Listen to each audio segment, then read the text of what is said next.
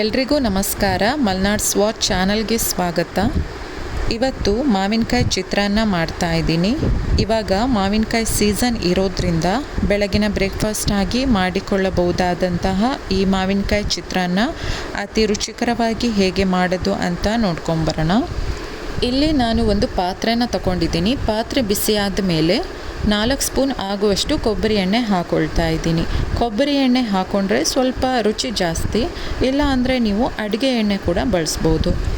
ಎಣ್ಣೆ ಕಾದ್ಮೇಲೆ 1 ಸ್ಪೂನ್ ಸಾಸಿವೆನ ಹಾಕ್ತಾ ಇದ್ದೀನಿ. ಸಾಸಿವೆ ಚೆನ್ನಾಗಿ ಚಟಪಟ ಆಗಬೇಕು. ಅದಾದಮೇಲೆ ಸ್ವಲ್ಪ ಶೇಂಗಾ ಬೀಜನ ಹಾಕ್ಕೊಳ್ತಾ ಇದ್ದೀನಿ. ಶೇಂಗಾ ಚೆನ್ನಾಗಿ ಕೆಂಪಾಗಿ ಹುರಿದುಕೊಳ್ಬೇಕು.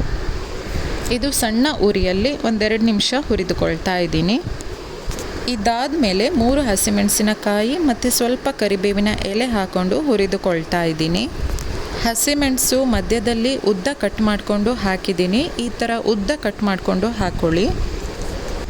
ಇವಾಗ ಸಣ್ಣದಾಗಿ ಹೆಚ್ಚಿಕೊಂಡಿರುವ 1 ಈರುಳ್ಳಿನ ಹಾಕ್ತಾ ಇದ್ದೀನಿ. ಈರುಳ್ಳಿ ಚೆನ್ನಾಗಿ ಫ್ರೈ ಮಾಡ್ಕೊಳ್ಬೇಕು. 1 ಸ್ಪೂನ್ ಉಪ್ಪು ಹಾಕ್ತಾ ಇದ್ದೀನಿ. ಬೇಗ ಫ್ರೈ ಆಗುತ್ತೆ ಮತ್ತು ಜೊತೆಗೆ ಈರುಳ್ಳಿ ಆದಷ್ಟು ಸ್ಮೂತ್ ಆಗುತ್ತೆ. ಅದಕ್ಕೋಸ್ಕರ ಸ್ವಲ್ಪ ಉಪ್ಪನ್ನು ಸೇರಿಸ್ಕೊಳ್ತಾ ಇದ್ದೀನಿ. ಇವಾಗ ಚೆನ್ನಾಗಿ ಈರುಳ್ಳಿನ ಫ್ರೈ ಮಾಡ್ಕೊಳ್ಳೋಣ. ಇವಾಗ ಇದಕ್ಕೆ ಒಂದು ಸಣ್ಣ ಕ್ಯಾಪ್ಸಿಕಮ್ನ ಹಾಕ್ಕೊಳ್ತಾ ಇದ್ದೀನಿ. ಉದ್ದುದ್ದ ಕಟ್ ಮಾಡಿಕೊಂಡು ಹಾಕಿದ್ದೀನಿ. ಈ ಕ್ಯಾಪ್ಸಿಕಮ್ ಚೆನ್ನಾಗಿ ಫ್ರೈ ಮಾಡ್ಕೊಳ್ಬೇಕು. ಎಣ್ಣೆಯಲ್ಲೇ ಚೆನ್ನಾಗಿ ಬೇಯಬೇಕು. ಅದಕ್ಕೆ ಚೆನ್ನಾಗಿ ಫ್ರೈ ಮಾಡ್ಕೊಳ್ಳೋಣ.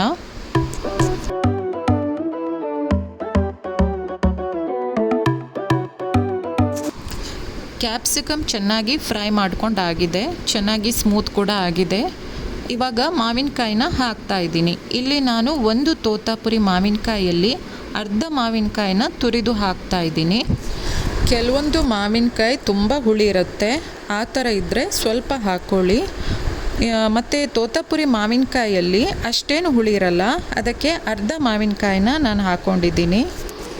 ಇವಾಗ ಇದಕ್ಕೆ ಸ್ವಲ್ಪ ಹಸಿರು ಬಟಾಣಿನ ಹಾಕ್ತಾ ಇದ್ದೀನಿ. ಹಸಿರು ಬಟಾಣಿ ನೈಟು ನೆನೆಸಿಟ್ಟಿದ್ದೆ. ಇದನ್ನು ಚೆನ್ನಾಗಿ ಇವಾಗ ಫ್ರೈ ಮಾಡಿಕೊಂಡು ಸ್ವಲ್ಪ ಬೇಯಿಸ್ಕೊಳ್ಬೇಕು. 1/4 ಚಮಚ ಅರಿಶಿನ ಹಾಕ್ತಾ ಇದ್ದೀನಿ. ಒಂದು ಸಲ ಚೆನ್ನಾಗಿ ಮಿಕ್ಸ್ ಮಾಡ್ಕೊಳ್ಳೋಣ.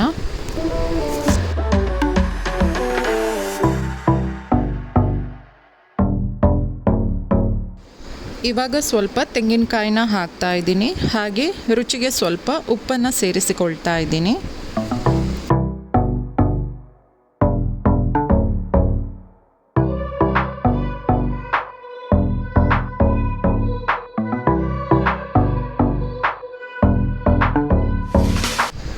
ಇವಾಗ ನಮಗೆ ಎಷ್ಟು ಬೇಕೋ ಅಷ್ಟು ಅನ್ನವನ್ನು ಸೇರಿಸಿಕೊಳ್ಳೋಣ.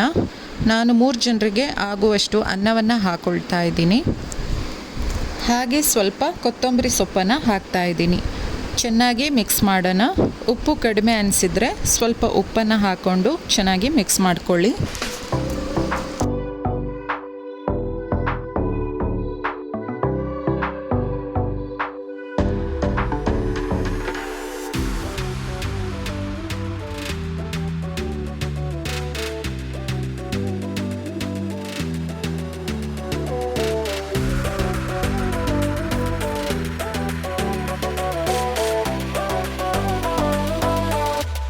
ಚೆನ್ನಾಗಿ ಮಿಕ್ಸ್ ಮಾಡ್ಕೊಂಡಾಯಿತು.